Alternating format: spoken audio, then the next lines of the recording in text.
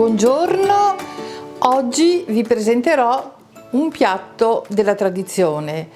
È un piatto che è tipico anche nostro, però una volta veniva usato proprio dai contadini, dalle famiglie più povere, perché usavano i fegatini del pollo per fare questo, perciò non scartavano niente.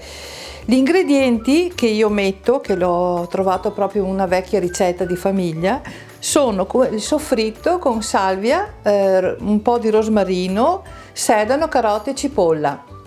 Lo soffriggo con un po' di olio, metto i fegatini, li lascio andare un pochino e poi aggiungo un po' di vino e poi metto il riso. La cottura è di 20 minuti, verso la fine sarebbe un po' al contrario, però ci va un po' di burro e un po' di parmigiano e mantecare e sopra un po' di prezzemolo. Vi consiglio di farlo leggermente all'onda. L'onda sarebbe un po' più, diciamo nel termine dialettale, brodoso.